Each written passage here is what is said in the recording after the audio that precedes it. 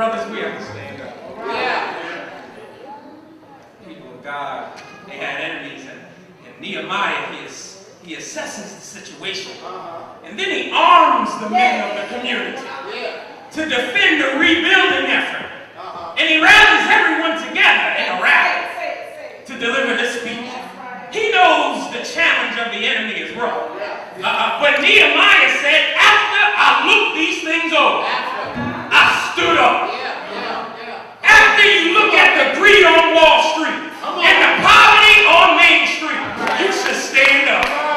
After you look at lower tax rates for the rich and unemployment benefits and Pell Grants cut for the poor, you should stand up. When you look at black teens getting stopped and frisked for no reason other than the fact that they're black, we better stand up. We can't watch our boys get shot dead over and over again and not stand up. We can't watch our president be disrespected like no other president before him just because he's black and not stand up. Stand up for the legacy of the first black president. Stand up for education. Stand up for liberation. Stand up for economic equality. Stand up for justice. Stand up for something. Stand up.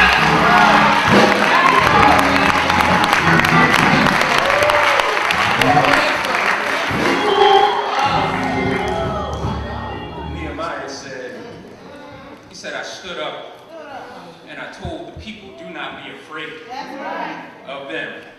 In other words, Nehemiah was telling us to man up. God has not given us a spirit of fear.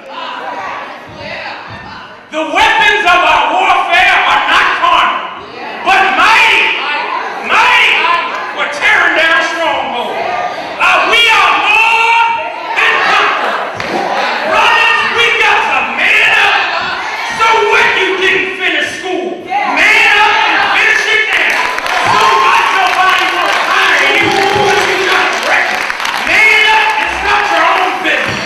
So what, that sister kicked you out the house. Man up and get a job and get your own house. Put down the remote control. Get off the couch. Get off the corner. Get off the street. Man up and be a boss. Man up and be a husband. Man up and be a mentor.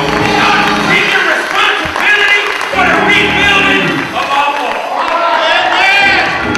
Don't be afraid to look the obstacles in the eye.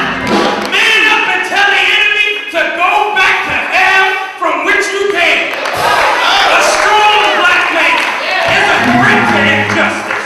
A strong black man is a threat to racism. A strong black man is a threat to a wicked nation. Black men, it's time that we man up and be who God called us to be.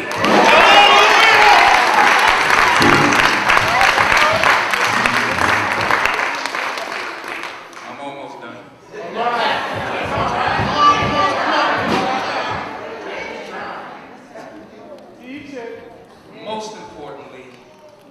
Most importantly, Nehemiah tells them to remember.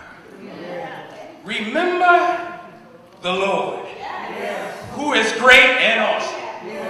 He was calling them to remember the Lord their God, who brought them out of the land of Egypt, out of the house of bondage. God is calling us to remember. It wasn't Buddha that got you free. It wasn't Muhammad that you were calling on in the slave quarters, begging for your freedom. Secularism didn't get the Constitution amended. Hip-hop didn't strike down Jim Crow laws. No, it was God who said, tell Pharaoh to let my people go. It was Jesus who said, I came to set the captives free. It was Jesus who said, I came to bring good news to the poor. It was Jesus who got locked up, falsely accused, beaten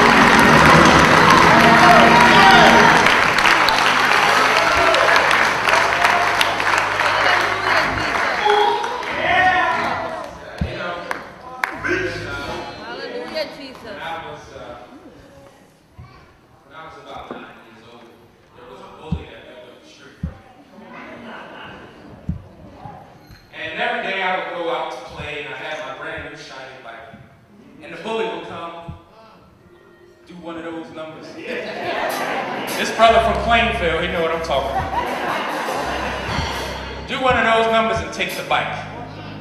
He'd bring it back, but at the end of the day when he was done with it. One day my father came home and said, "Where's your bike?" I said, "Paco up the street took it." "What? You better go get your bike. And if you don't beat him down, I will beat you down." So I went up the street to go get my bike. And as I was beating him down, in my mind, I was not afraid of the beatdown from my father, but the beatdown I was inflicting on this young boy was driven by the fact that I knew my father was watching.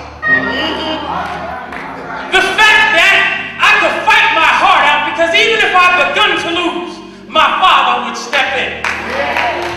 My father taught me a lesson that day. He taught me how to be a man. You have to stand up for what's right.